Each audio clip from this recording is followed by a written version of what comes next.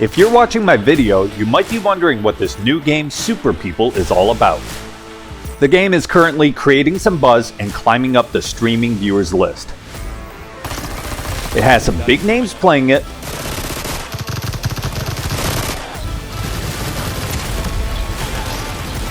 and most incredibly, during its final beta period, SuperPeople is hosting nightly cash prize tournaments with a total prize pool of over $1 million. If you want to find out more, go on Steam and download SuperPeople now.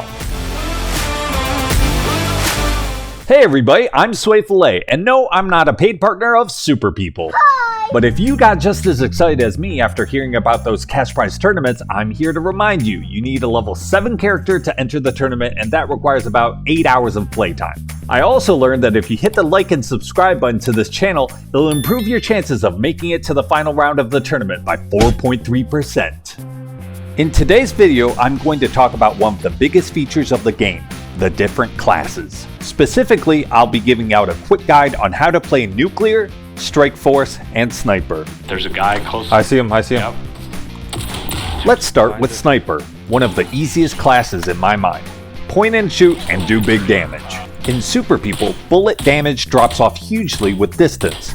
Sniper is the only class that can reliably one-shot kill people from a long distance. It's because of their steady shot skill and their damage buff to sniper rifles. And most importantly, the level 10 ultimate skill, In Cold Blood, can give you a 50% damage buff every 10 seconds. Getting high. Another important skill is Airstrike, where you can point and click to drop a bomb. It's a good way to open a fight or to finish off a wounded enemy. The last highly used skill is the Amplifier. One's down low, where I'm facing. It's a sound sensor that shows you where enemies are moving nearby to give you important information before pushes or defending a building. They're above us, 2 people, right by this door. My tip to playing the Sniper is beware that enemies can spot you like a sore thumb because of your camouflage skill. Enemies might try to pick you off first since you're the heaviest hitter. All you have to do is return them the attention they're giving. In the manor, I believe. Second guide of the video is for Strike Force. If you enjoy running up on your enemy or getting the heck away from them, this is the class for you. Strike Force's ultimate ability, Dash, is a 5-second long speed boost that will help you break any Olympic world record. When you press jump during the dash, you can perform a super high or super long jump to get to hard to reach places or catch your enemies by surprise.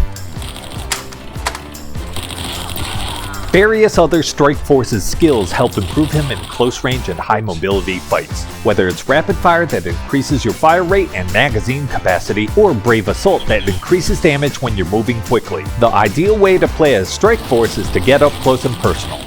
Oh! And don't worry when there's a large distance between you and the enemies. Long range defense decreases enemy damage from afar, and Bulletproof Shield gives you an immediate cover when you get hit.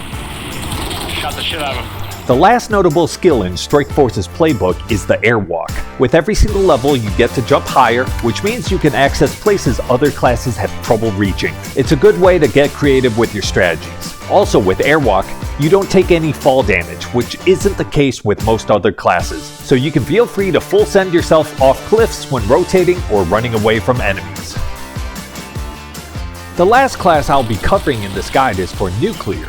Before we talk about the obviously OP ultimate ability, let's talk about some other important skills. One of the most satisfying skills in the game is the RPG. Why use a gun when you can just blow up your enemies?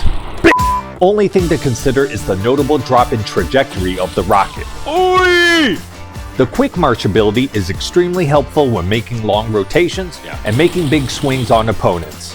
Firewall is also a great defensive throwable item that is overlooked, but can stall enemies from aggressively pushing you. Another great ability of Nuclear is Spatial Awareness, which pings you on the map when gunshots are around you. With each level, the radius you can detect is larger and gives you great information on your surroundings. Which brings us to the ultimate, Tactical Nuke.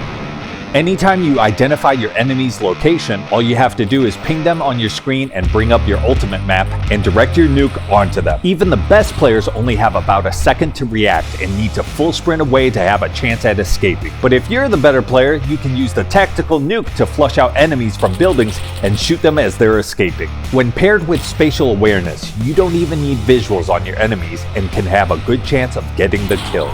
Huge, One kill. Lastly, one of the main reasons you want to play as nuclear is so your teammates don't choose nuclear and end up doing this to you. You don't have your nuke, right? I do. You do. I do. That's the exact rock.